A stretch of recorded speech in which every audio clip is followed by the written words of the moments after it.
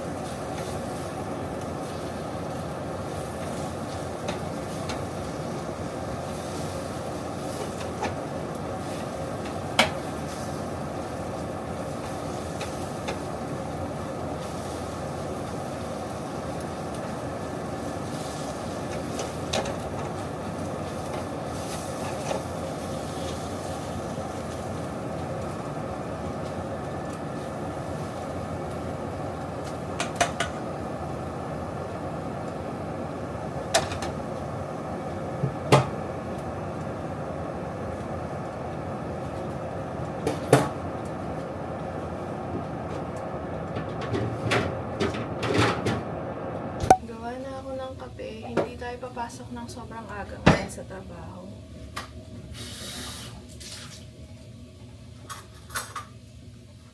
Meron kasi kaming mga catering order, big order sa work. I'm pretty sure maagang papasok yung aking mga amo. And ayokong pumasok doon ng maaga tapos nakaupo. Kasi hindi naman nila ako pinag-i-start ng maaga. So ayoko lang marinig yung kaguluhan sa kusina. Kasi parang ako nai-stress, nagsisigawan sila. Kaya sabi ko kay Sumit, ayoko pumasok na maaga today kasi maagang papasok yung mga amo ko. Sure na sure ako dyan. Kaya yun, siguro mga na lang, mga 15 minutes ganyan bago ako mag-start. Doon na ako sa work. Pero ayoko na sobrang aga. Ayan, kape lang tayo, guys. Hindi pa pala ako minum ng tubig. Minum na tayong tubig. Good morning, guys. Nice. Did you sleep well? Finally. So it's the magnesium. Mm-hmm. Actually, there are many different kinds of magnesium, you know. So maybe we were taking the wrong one. But it's just a magnesium. Ito yung intake kasi namin magnesium sa gabi. Sabi, supports muscles, heart, and bone health. Yeah. It supported our muscle too much, maybe. It makes us sleepy, pero kapag nagising ka in the middle of the night, parang very active ka. Yeah. Sa akin, ganun yung feeling ko. Maybe it didn't work for our bodies. Right?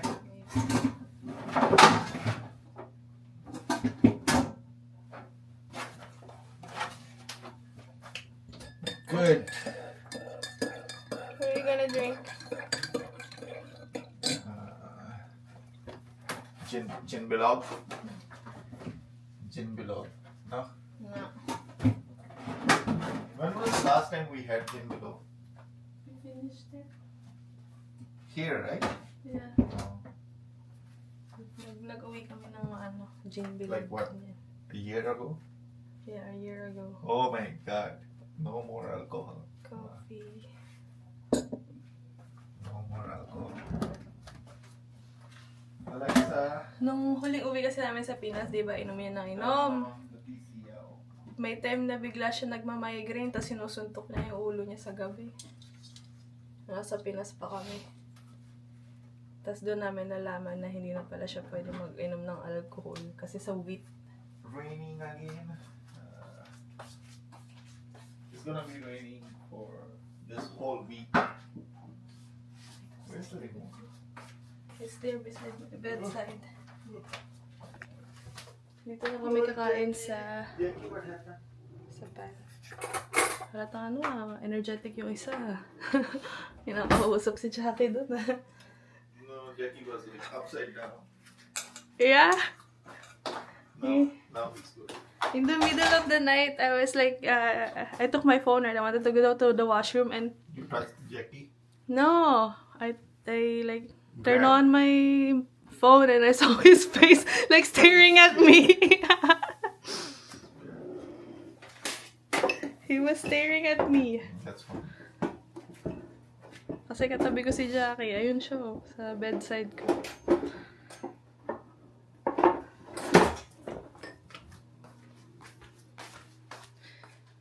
Yan.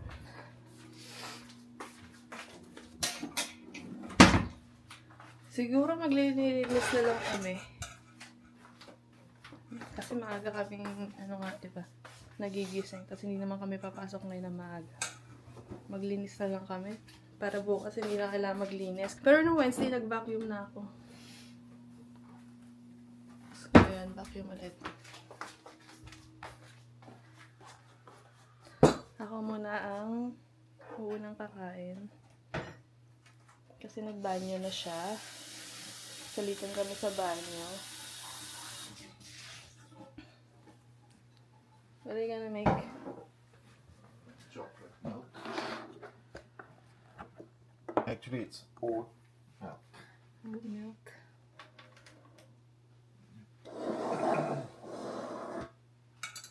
There's one shell just now. Now I cannot find it. It's fine. They say it's good for health. I don't know what they say. It's calcium or what. So it's fine. And eggs here in Canada, they sanitize it right before sell it. Yeah. Yep. So it's, Kasi ganyan nagluto ako. Karinak kong ganyan. May sumamong shell. Actually, 2 piraso. Hinahanap ko kanina. Hindi ko na mahanap. So, makainin na lang namin sila. eggs. Wala.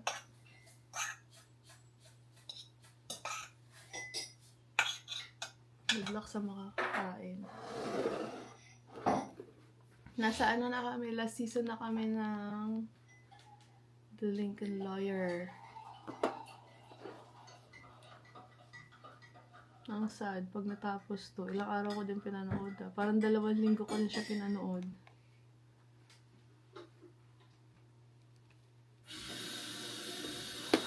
Ano lang kami, down to few episodes na lang. Ngayon, kailangan na naman maghanap ng bagong panonoorin. Pero sabi nga nung Cairo namin, maganda daw yung Night Agent. So, siguro yun na lang panonoorin ko next. Oh, we only have 4 more seasons. Season or episode? Sorry, episode. 7, Episode? 8, 9, 10. Yeah, 4 more and we're done. Oh, shit. What was the other one he suggested? Night Agent.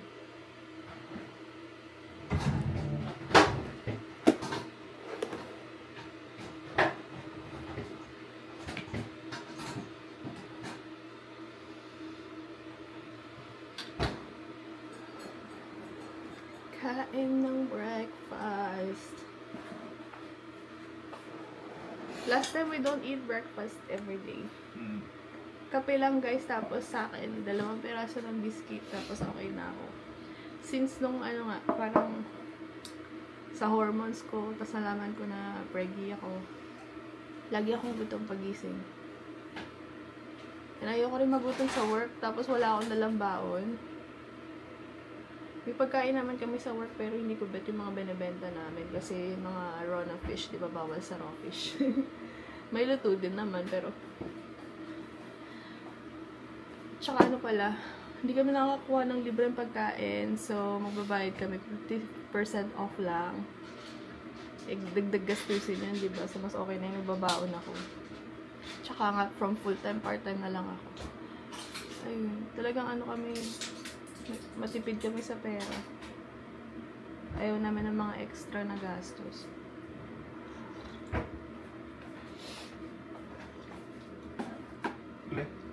Okay guys, kain na kami.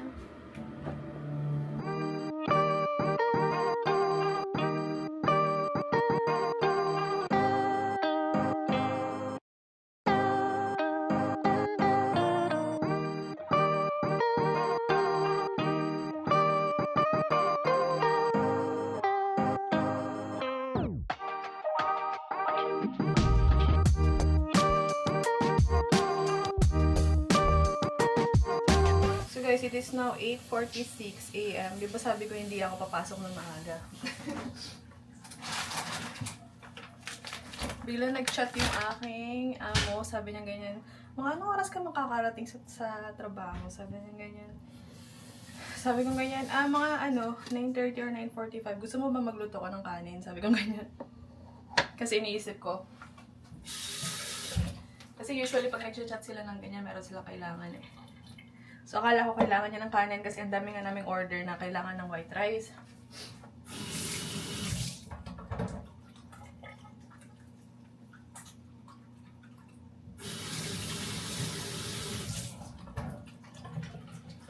Wait lang guys, hugas lang akong kamay.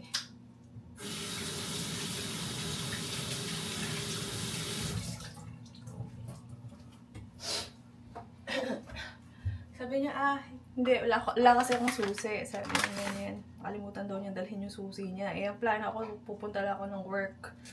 Mga 15 minutes bago yung shift ko. Tapos sabi ko, maglilinis sana ako ngayon. Ngayon, hindi papasok pa rin ako na maaga. Gusto ko rin sana gumawa ng papaya. Pero hindi ko alam kung pwede sa akin yun.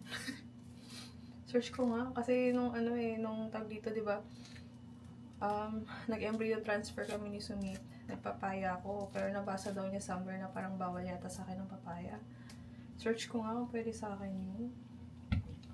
Wala naman silang sinabi sa akin na bawal sa clinic. Ang sabi lang nila sa akin is bawal maligo ng mainit na tubig. At bawal daw magbabad sa bathtub na may mainit na tubig. Ganyan. So since then, panay normal na temperature ang nililigo ko. Pero ngayon, na confirm naman na siya. Medyo iniinitan ko na yung tubig kasi ang lamig ng tubig. Ayan. Gusto ko sana magpapaya pero mabagal kasi matagal nga gawin. So, ito na lang, mandarin na lang. Baka lagyan ko ng ginger para... Lagyan ko yata ng ginger. Para may konting kick. Kasi nadjujabs ako pag meron ding luya yung kinakain ko eh. Tapos lang maligo nung isa. Sabi gulat si Sumite. Sabi ko, nag-chat sa akin yung amo ko. Tapos nakangiti akong ganyan. Natanong ko pa, anong oras ako makakarating sa trabaho? Sabi niya, bakit? Sabi ko, hindi ko alam. Baka gusto ko paglutuin ng kanin. Tapos chinat ko.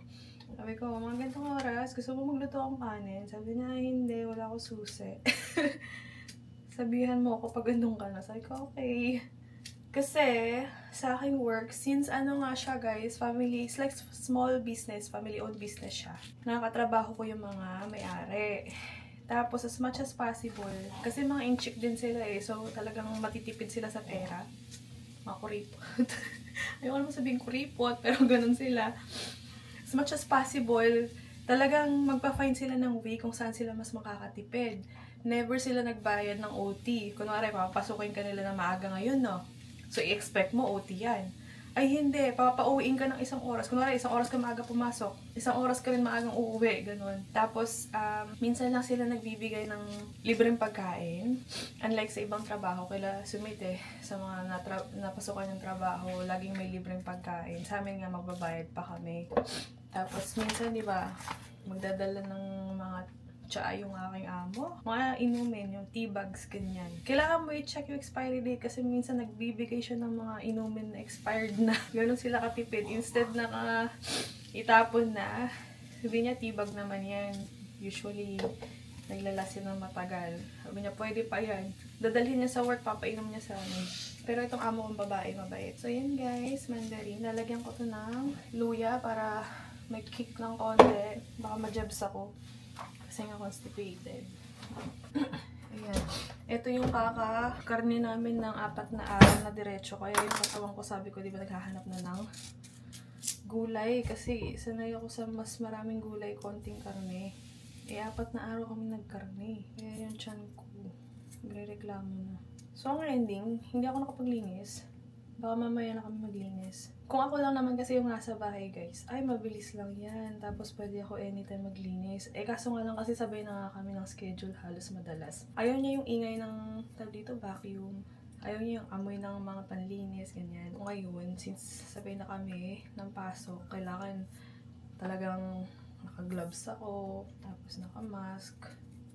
Tapos depende sa schedule niya. Kung kailan siya pwede kasi ayaw niyang naglilinis ako mag-isa. Gusto niya dalawa kami maglilinis. Ay, yung tubig. Tubig pa pala. Lagyan natin ng tubig. Mga ganyan lang.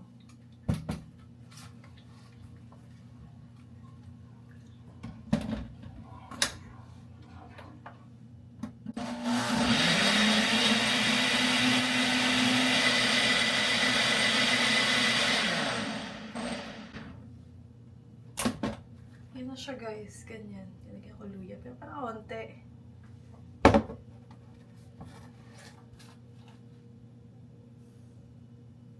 Matapang yung luya. Ayan, 500 ml. Okay na yan?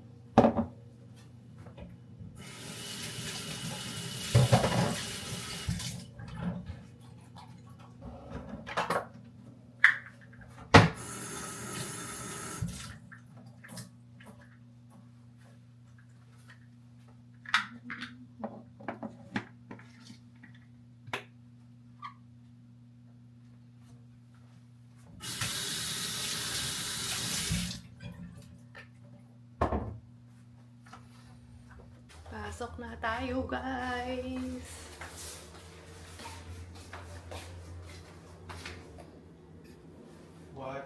What? One of the receptionists, I think they fired. Oh no. I mean, not me. Yeah. Just kidding. Alexa, turn off the lights. Not me. I mean, she's nice. Oh. And I don't know what happened. Because They- the front office manager, she's about to go for her maternity leave. Mm-hmm. And Camila is the one who's gonna take over. Like she's the supervisor kind of thing. Yeah. But they fired her. I don't know what happened. I just received the email. You get email for everyone, like any. Yeah. Oh, We know what's going on. really? I'm in the management, so of course they're gonna let the management know. Oh, that's surprising. What? That lady is nice. And then they fire. She didn't It quit. sounds like that. Mm, The general manager sent the email. Usually it's not general manager who sent the email, but this time it's general manager, so maybe he fired her. Yeah. okay, let's go. Especially when the front office manager is about to go for her Maternity leave. leave. Yeah. Like after 2 months or something. And they were preparing this lady, Camila, to take over for some time. Oh my god. It's raining. Umaambon, guys.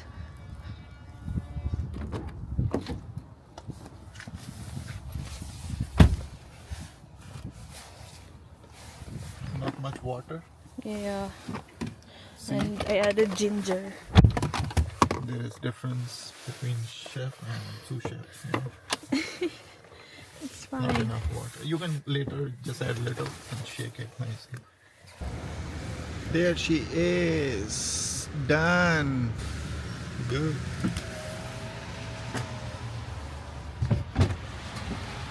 Right. Are you angry? Huh? Are you angry? Yeah.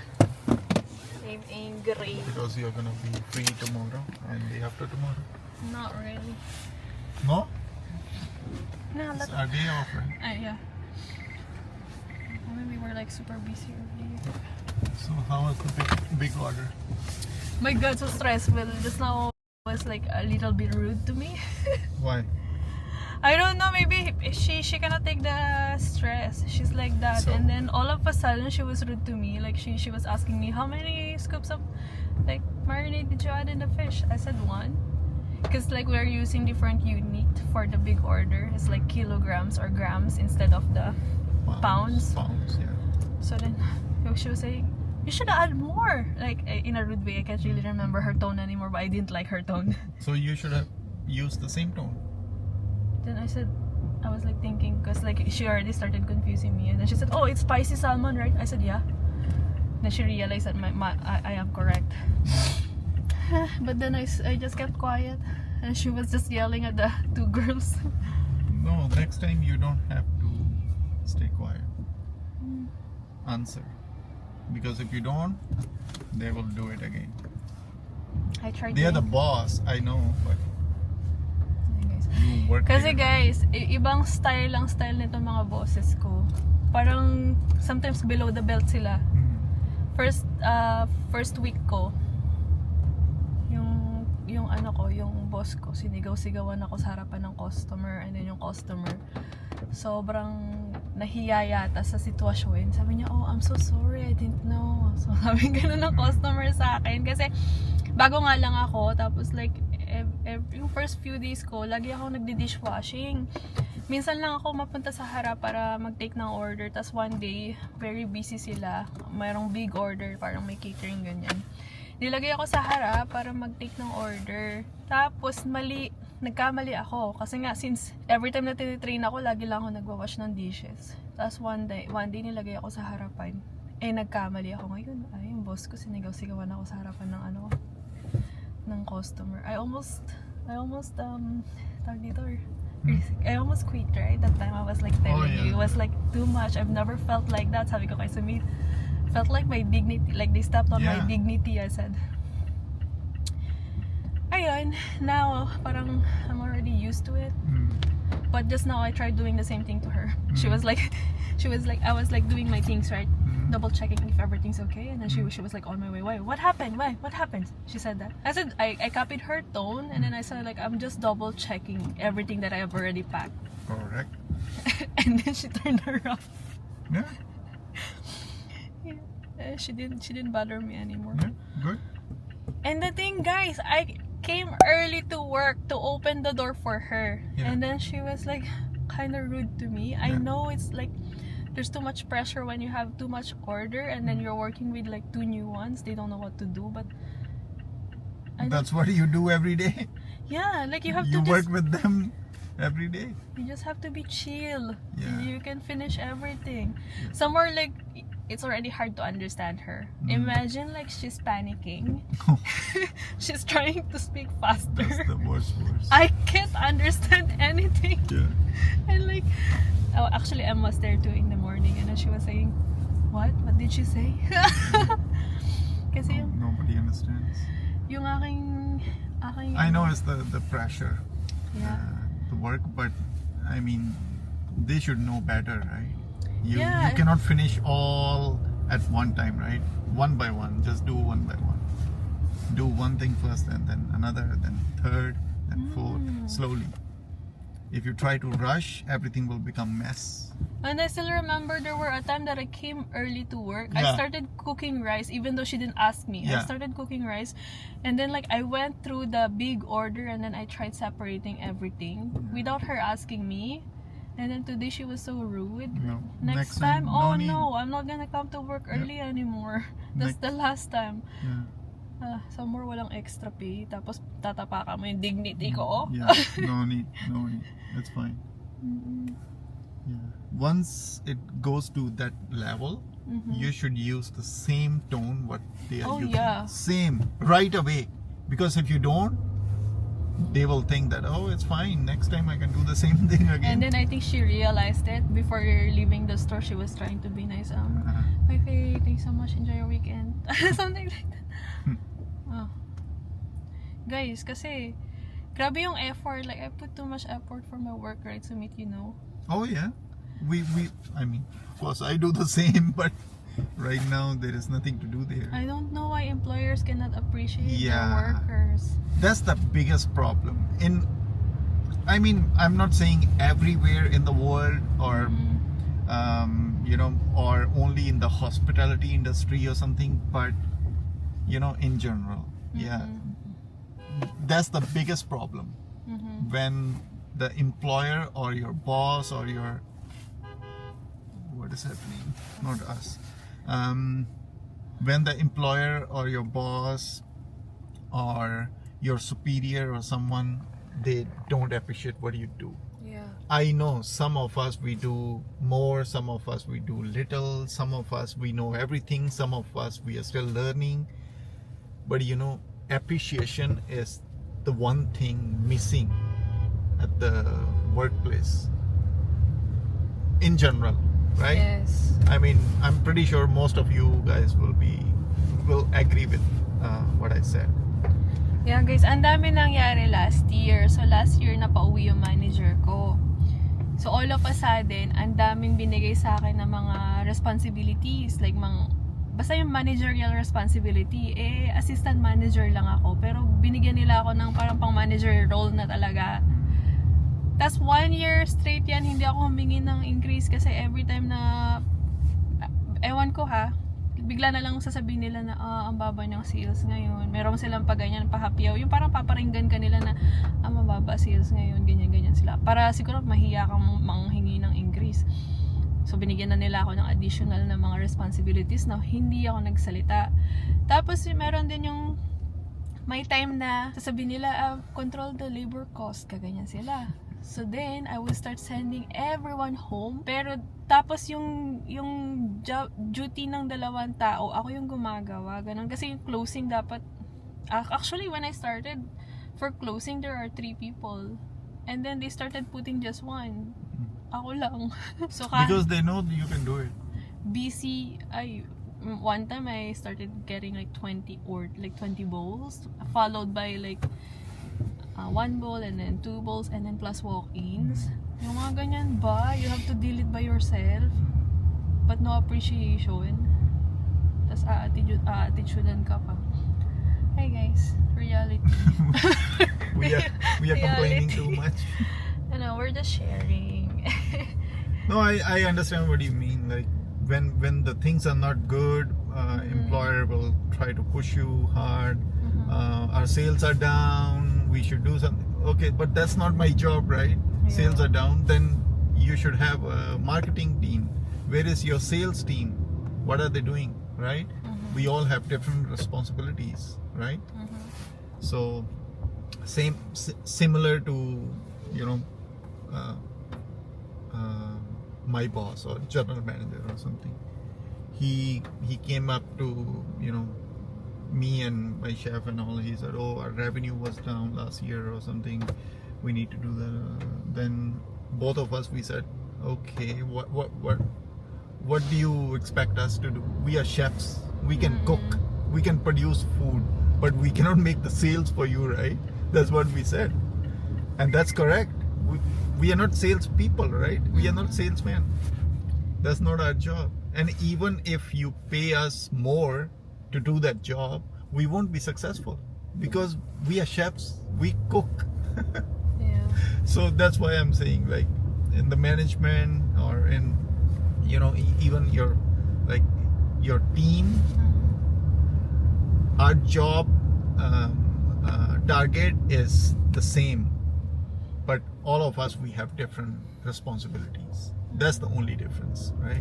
So if one person takes all the responsibility and the others, they don't care about anything, that's not fair, right? And somewhere when there is no appreciation, Yeah. it's not fair. Somewhere I always put my 110%. Ay, ngayon I'll just put 85% na lang. Yeah, for both of us, we are the same. We always give 110%. May at extra work. lagi. But There's then, like you extra know, effort. Yeah, and now we learned that, you know, it's not worth. Don't put too much effort. Putting effort is part of our agreement, right? That's why they are paying us. That's why we get paid.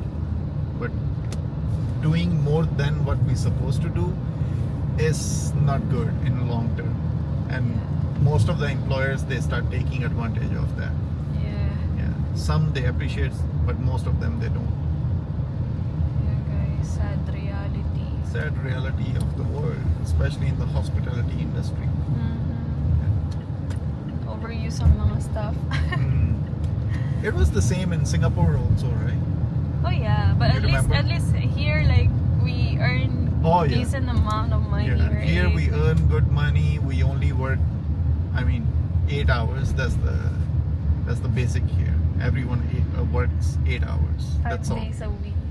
Kasi sa Singapore, we used to work 6 days Oh. a week.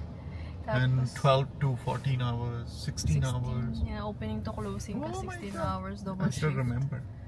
Yeah. Here, last time, before ako nag 1 month leave, I used to do opening to closing too.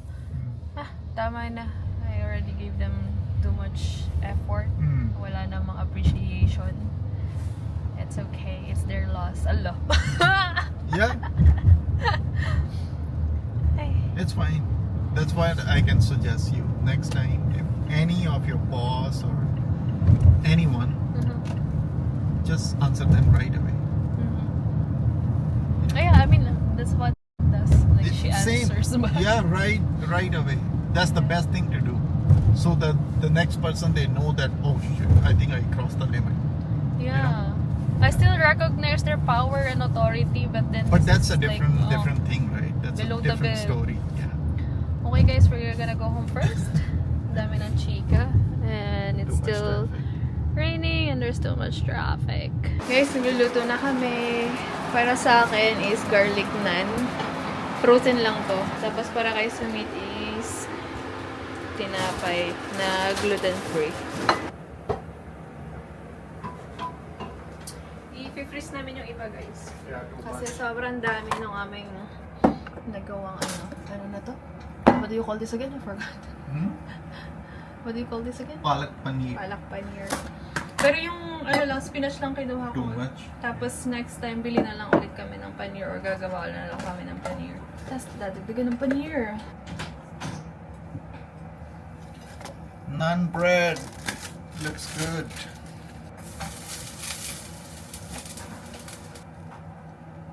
Garlic cilantro naan bread.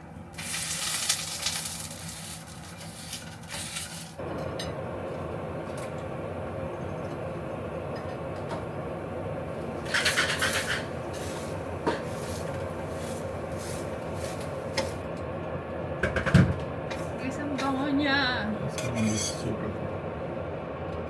Frozen lang. Kapag These are pretty good. okay guys, here's our paneer. It's excited to eat na. Hindi naman makita yung pagkain namin. Oh, puro pagkain. Yep. Like that? No face? Try. Okay.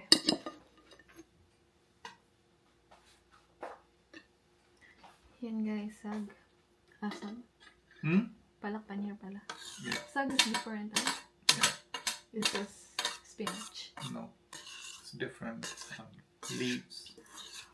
Mustard leaves. And spinach all mixed together. How? Good. Good or just very good? Very good. We're finally eating veggies, guys.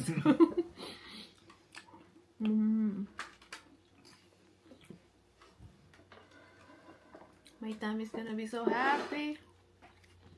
How? Good. Really good? Yeah, super good. Especially I have this one. For me, it's sad. Sad yung bread niya.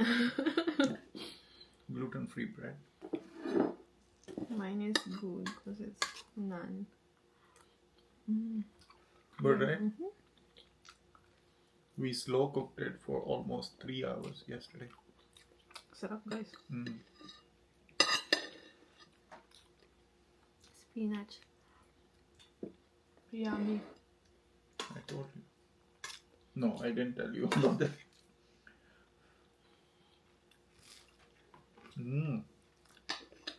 Oh my god. Good, no? So good. That's really good with this. No, even by itself. Yeah. It's so smooth, so creamy. No dairy here. Oh, I mean, paneer is dairy. Dairy. But I'm talking about the cream or anything else. Nothing. Wow.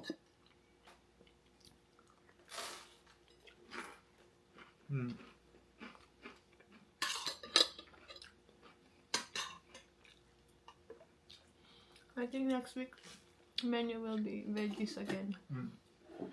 Some soupy things. We're gonna make the what salad do you call it? Azerbaijan. Polish yata? Ay, Azerbaijan? Who taught us? Yeah. What's her name? Either Aidan, yeah. Because Azerbaijan? Or is it Russian? I think it's Russian. Russian. Potato na may beetroot salad. Chicken, beetroot, potatoes, dill, Mayonnaise. It's so good salad. Yeah, we are gonna make that tomorrow. Layered siya, guys. Oh yeah, it's super good and super healthy.